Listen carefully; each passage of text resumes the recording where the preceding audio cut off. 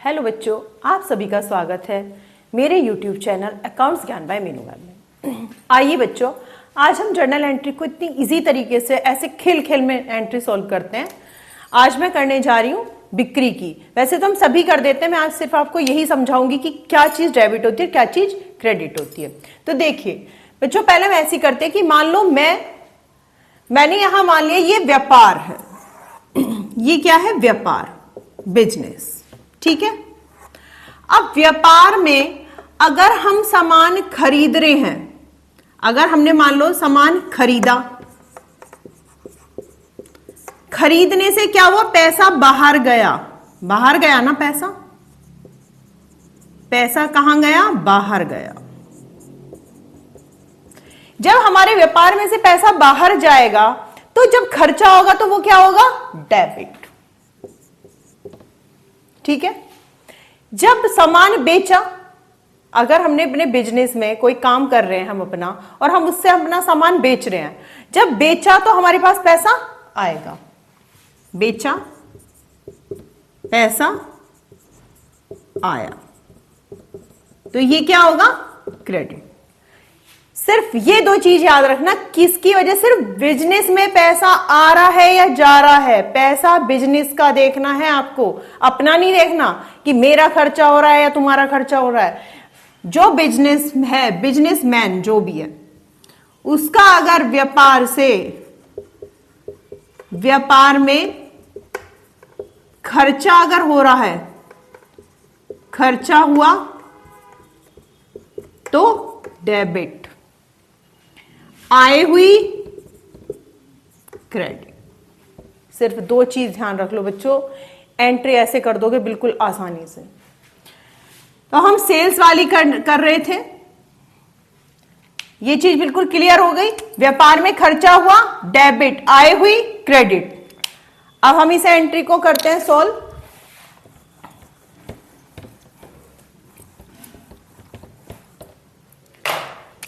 हमारे पास पहले हम कर लेते हैं डेट,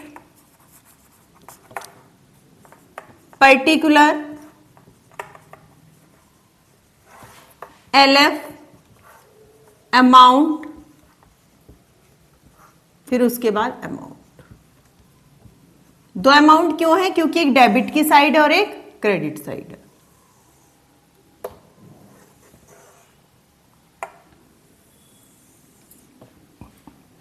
अब हमारे पास एंट्री है कि मोहन ने 2000 का नगद माल बेचा। एंट्री में यहां लिख देती हूं, मोहन को 2000 रुपए का नगद माल बेचा। नगद लग चुका है और नाम भी है, ये मैंने आपको बता रखी है कि नाम और नगद दोनों आते हैं, तो हमें एंट्री उठानी है, नगद की एंट्री बनाएंगे। तो मैंने आपको बताया था, जिस चीज की वजह से खर्चा हो या जिस चीज की वजह से आय हो, जिससे खर्चा हो वो डेबिट होगा, जिसकी वजह से आय होगी वो क्रेडिट होगी। तो हमें बेचने से क्या हो रही है, इनकम, तो एंट्री बनेगी हमारी cash account debit to sales account, being goods sold to cash। कितने रुपए का, 2000 रुपए। उसके बाद अगर हम नगद ना लगा के खाली नाम लगा दें कि मोहन को 2000 रुपए का माल बेचा, तो अब खाली नाम आ चुका है, तो एंट्री बनेगी Mohan debit to sales account, being goods sold to Mohan. कितने का, 2000 रुपए का। सेल्स की वजह से क्या हो रही है हमें इनकम, तो ये साइड हमारी क्रेडिट होती है और ये हमारी डेबिट है। अगर हम खरीदते हैं तो वो परचेज हमारा डेबिट होगा। यहां पर डेट लिख देते हैं जो भी है 1 जनवरी,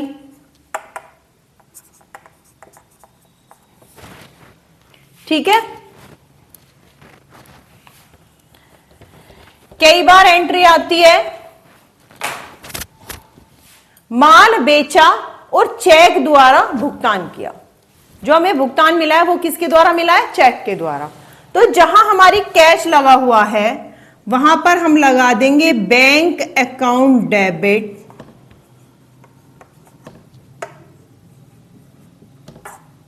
टू सेल्स अकाउंट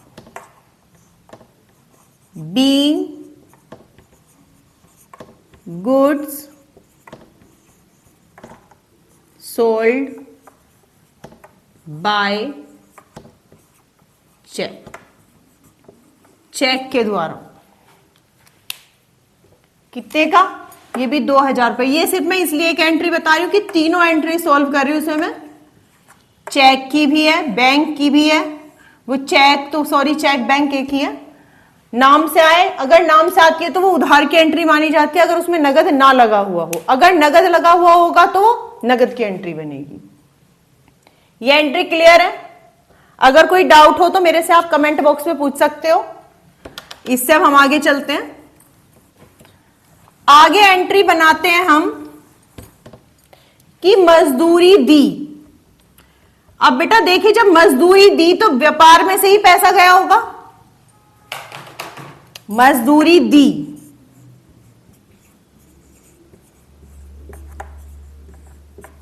वेतन दिया, कमीशन दिया,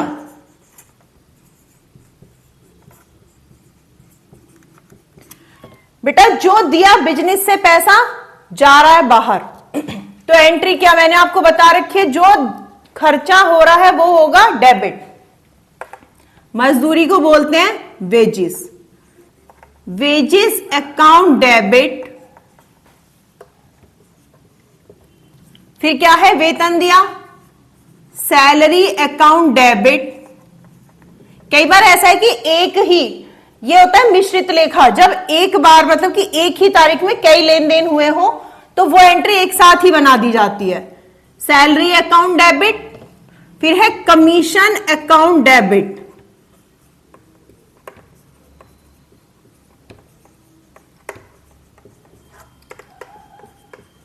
अब क्या हमारा क्या दे रहे हैं हम? टू कैश,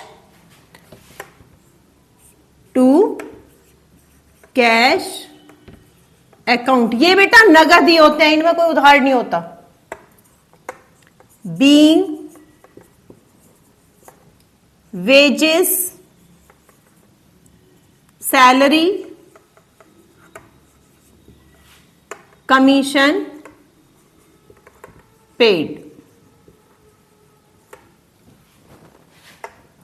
2000 रुपए की मजदूरी है, 5000 रुपए का वेतन है, 1000 रुपए का कमीशन है। तो सीधा नगद कितना खर्चा हुआ हमारा? 8000 रुपए। ये हमारे सारे खर्चे की जितनी एंट्री होती है वो सब डेबिट होंगी। इस बात को ध्यान रखना, जितना खर्चा हो रहा है वो सब डेबिट, जिसकी वजह से हो रहा है वो सब डेबिट। ठीक है। उसके बाद एंट्री बनती है, अब अगर हम दे रहे हैं तो कई बार ऐसा भी तो हमें कमीशन मिला हो, कमीशन प्राप्त हुआ,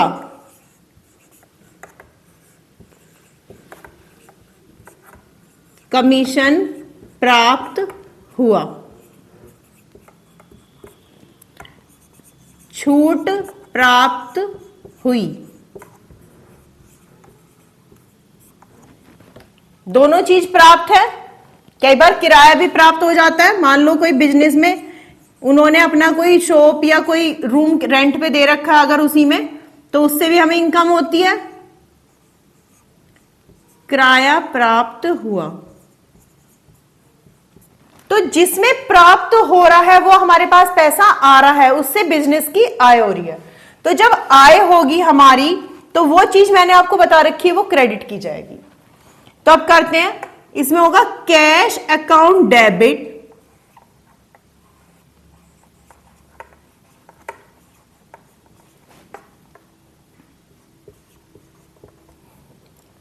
टू कमीशन अकाउंट। बेटा ये क्रेडिट में आ जाएंगे फिर जब प्राप्त होगा।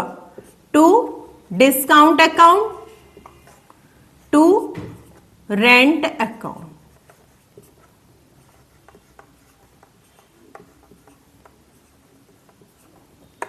बीइंग, ये नरेशन होती है, commission, discount and rent received. जब प्राप्त होता है तो उसके लिए क्या लग जाता है, रिसीव्ड। अब इसमें ये जो हमारे यहां अमाउंट है इन्हें हम उल्टा कर देंगे। जो हमारा यहां कैश है उसमें कर देंगे यहां पर 8,000 रुपए, 2,000 रुपए का प्राप्त हुआ कमीशन, 1,000 रुपए का प्राप्त हुआ डिस्काउंट और 5,000 रुपए का प्राप्त हुआ किराया।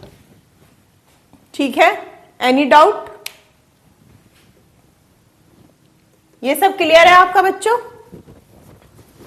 और अगर कई बार यह कि ये सब चीजें हमें चेक के द्वारा प्राप्त हुई तो जो कैश है, कैश की जगह लगा दिया जाता है बैंक, क्योंकि जो चेक है वो कहां पर प्राप्त होगा, हमें कहां कैश होगा, बैंक में।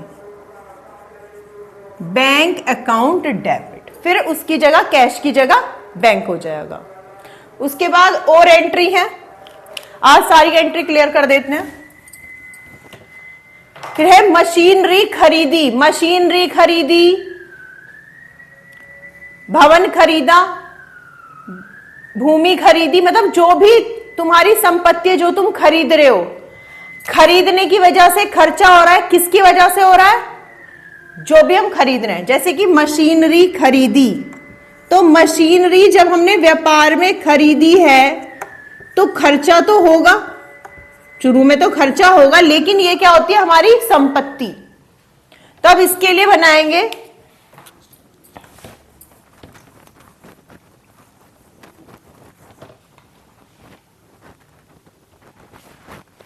जिसकी वजह से खर्चा हो वो डेबिट होगा। तो मशीनरी खरीदने की वजह से खर्चा है तो मशीनरी अकाउंट डेबिट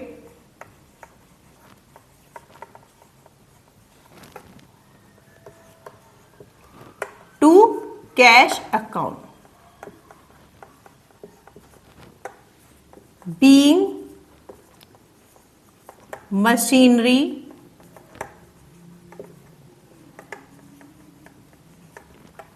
purchased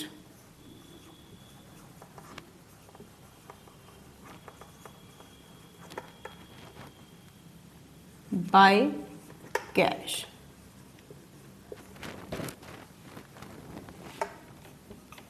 ₹50,000 की।